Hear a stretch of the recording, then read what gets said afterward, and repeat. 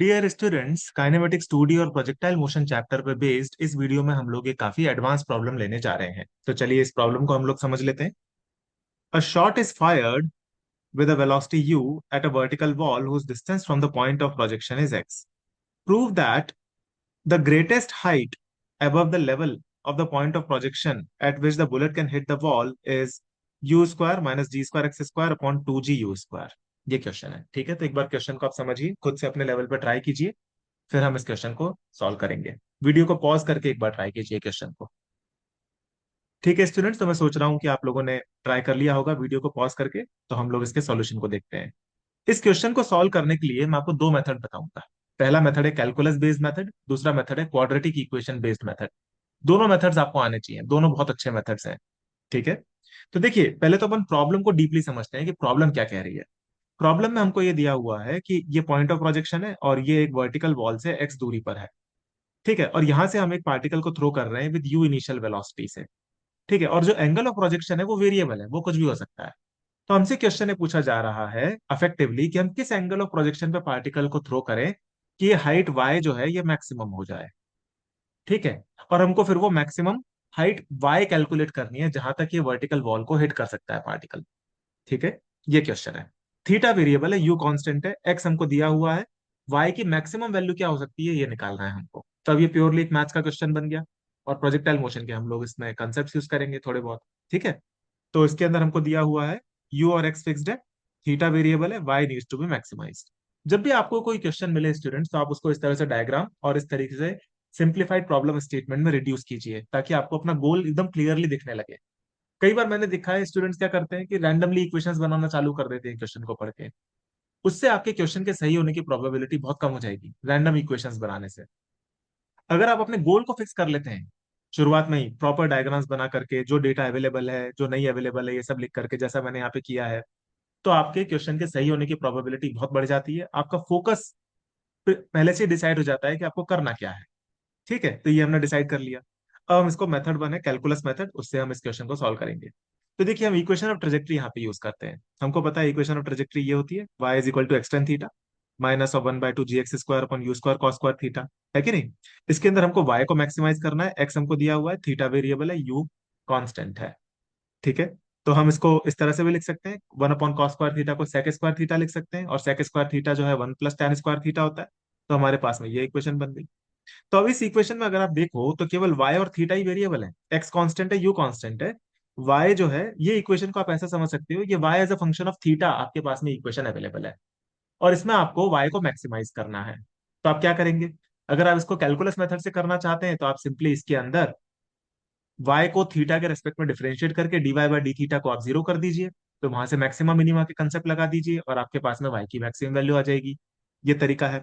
अब लेकिन इसके अंदर अगर आप थीटा के रेस्पेक्ट में डिफरेंशिएट करेंगे तो कैलकुलेशन कॉम्प्लेक्स होगी। उसकी जगह पे आप क्या कीजिए, tan थीटा के रेस्पेक्ट में डिफरेंशिएट कीजिए।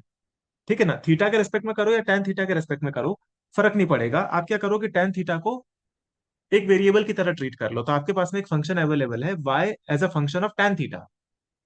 तो हमको ये बताना है कि tan थीटा की वैल्यू क्या हो कि y मैक्सिमम हो जाए, और उस tan थीटा की वैल्यू को अगर हम इस इक्वेशन में पुटअप कर देंगे तो हमको y की मैक्सिमम वैल्यू मिल जाएगी। तो थीटा के रेस्पेक्ट में डिफरेंशिएट करने की जगह आप यहाँ पे tan थीटा के रेस्पेक्ट में डिफरेंशिएट कर दो, तो कैलकुलेशन सिंप्लीफाई हो जाएगी। ठीक है ना, तो d y by d tan theta, इसको अगर अपन डिफरेंशिएट करेंगे तो हमारे पास में ये एक्सप्रेशन बनेगा। और मैक्सिमम मिनिमा करने के लिए हम क्या करते हैं, इसको जीरो के बराबर कर देते हैं। तो हमने इसको जीरो के बराबर किया, तो हमारे पास में tan थीटा की ये वैल्यू आ गई। इसका क्या मतलब है? इसका मतलब ये है कि अगर आप tan थीटा की वैल्यू यू स्क्वायर अपन जी एक्स रख देंगे, तो आप ओरिजिनल इक्वेशन ऑफ ट्रेजेक्ट्री में, तो आपको y की मैक्सिमम वैल्यू मिल जाएगी। यानी कि इस tan थीटा की वैल्यू पर y मैक्सिमम होगा, ये इसका मीनिंग। ठीक है, तो हम इक्वेशन वन और इक्वेशन टू को अगर यूज कर लें, यानी कि इक्वेशन टू के रिजल्ट को हम इक्वेशन वन में डाल दें, तो हमारे पास में मैक्सिमम वैल्यू ऑफ y ये निकल करके आ जाती है, और यही हमसे इस क्वेश्चन में प्रूव करने को कहा था। तो प्रूव हो गया। तो ये हमने यहाँ पे कैलकुलस मेथड यूज किया है। तो मैं होप कर रहा हूँ स्टूडेंट्स कि आप लोगों को ये कैलकुलस मेथड क्लियर हो गया होगा। ठीक है, अब देखिए इसका दूसरा मेथड है क्वाड्रेटिक इक्वेशन वाला मेथड। तो उसको हम लोग देखते हैं। वो मेथड हो सकता है आप लोगों को ना पता हो, ये वाला मेथड तो अक्सर मैंने देखा है लोगों को पता होता है, कैलकुलस मेथड। अब हम इसका देखेंगे क्वाड्रेटिक इक्वेशन मेथड। तो ये है क्वाड्रेटिक इक्वेशन मेथड। तो देखिए हमको पता है कि ये जो इक्वेशन ऑफ ट्रेजेक्ट्री है जो यहाँ पे लिखी हुई है, इस इक्वेशन नंबर वन को अगर आप थोड़ा रीअरेंज करें तो आप इसको tan थीटा में क्वाड्रेटिक की टर्म्स में ट्रीट कर सकते हैं। क्वाड्रेटिक इक्वेशन मेथड में हम क्या कर रहे हैं, जो इक्वेशन हमारे पास में यहाँ पे अवेलेबल थी उसको हमने टेन थीटा में क्वाड्रेटिक की तरह ट्रीट कर लिया। तो अगर आप, क्योंकि यहाँ पे टेन थीटा की टर्म भी है और टेन स्क्वायर थीटा की टर्म भी है, तो हम इसको टेन टेन थीटा में क्वाड्रेटिक बोल सकते हैं। तो अगर आप टर्म्स को इस तरह से अरेंज करें कि ये टेन थीटा में क्वाड्रेटिक बन जाए इक्वेशन नंबर वन, तो वो कुछ ऐसी दिखेगी। ये आप करके देख सकते हो, यही आने वाली। ठीक है ना, सिंपली हमने रीअरेंज कर दिया है इक्वेशन ऑफ ट्रेजेक्टरी को इस तरीके से कि वो टेन थीटा में क्वाड्रेटिक दिखने लगे। तो हम इसको इस तरह से बोल सकते हैं कि लेट्स से ये है ए, ये है बी और ये है सी। अगर हम ऐसा मान ले तो ये एक क्वाड्रेटिक इक्वेशन की टर्म में रिड्यूस हो गई है इक्वेशन। ठीक है ना, अब हमको टेन थीटा की रियल वैल्यू चाहिए, यानी कि इस क्वाड्रेटिक इक्वेशन के रियल रूट्स आने चाहिए, तभी हमारे पास में y की कोई वैलिड वैल्यू आएगी। एटलीस्ट रियल तो होना चाहिए ना टेन थीटा की वैल्यू। तो अगर आपको इसके रियल रूट्स चाहिए तो यानी कि इसका जो डिस्क्रिमिनेंट होगा वो क्या होना चाहिए, वो ग्रेटर देन और इक्वल टू जीरो होना चाहिए। ठीक है ना, for real roots of theta the roots of this equation should be real. ठीक है ना, तो हम यहाँ पे क्या बोल सकते हैं कि B square minus four A C should be greater than और equal to zero for real roots. और यहाँ पे ए बी सी की वैल्यू हम लोग ऑलरेडी देख सकते हैं इक्वेशन से, तो इसको अगर हम यहाँ पे पुटअप करते हैं तो B square minus of four into A into C, इसको हमने यहाँ पे पुटअप किया। जब आप इसको सॉल्व करते हो तो आपके पास में रिजल्ट आ जाता है, Y should be less than और equal to U square, sorry U to the power four minus D square X square upon two G U square. यानी कि वाई की मैक्सिमम वैल्यू क्या होगी, यही हो जाएगी। तो देखिए ये जो क्वाड्रेटिक इक्वेशन वाला जो मेथड है, ये भी एक अच्छा मेथड है मैक्सिमा मिनिमा को एस्टेब्लिश करने का। ठीक है, कैलकुलस वाला मेथड तो अक्सर बच्चों को पता होता है, लेकिन कई केसेस में अगर हमारे पास में क्वाड्रेटिक फंक्शन है तो हम उसके रूट्स को रियल बनाने के लिए डिस्क्रिमिनेंट को B square minus four A सी को अगर ग्रेटर देन और इक्वल टू जीरो करते हैं तो उससे भी हमको मैक्सिमा मिनिमा की कंडीशन मिलती है।